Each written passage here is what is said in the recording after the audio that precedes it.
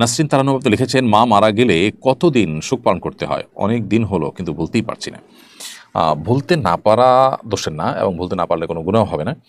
তবে আস্তে আস্তে স্বাভাবিক হওয়ার চেষ্টা করতে হবে। আর মা মারা গেলে তার জন্য, সন্তানের জন্য আনুষ্ঠানিক বা সিস্টেমিক্যাল বিধিসম্মত বিশেষ কোনো শোক পালনের বিষয় নয়। তবে এটা ঠিক নবী সাল্লাল্লাহু আলাইহি ওয়াসাল্লাম হাদিসে বর্ণিত হয়েছে যে ৩ দিনের বেশি কোনো প্রকার শোক পালন করা যাবে না।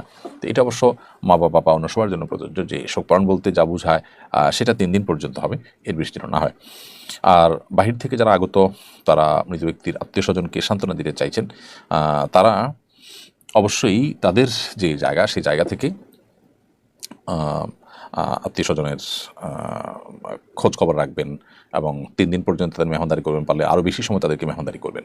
তাহলে খোলাসা কথা হলো, বাবা হোক মা হোক, মারা যাওয়ার পর আপনি ভুলতে পারছেন না, এটা মানুষের হতেই পারে, এটা দোষের না, এটা কোনো গুনাহ হবে না। কিন্তু শোক পালন বলতে যা বোঝা হয়, এরকম সিস্টেমিক্যাল কোনো শোক পালন ছেলের উপরে বর্তায় না। স্বামী মারা গেলে স্ত্রীর জন্য 4 মাস 10 দিন শোক পালন করতে হয়, সেটি বিবাহ না করে স্বামীর সংসারে বা স্বামীর ঘরে নিজেকে 4 মাস 10 দিন অবস্থান করিয়ে মূলত শোক পালন করতে হয়।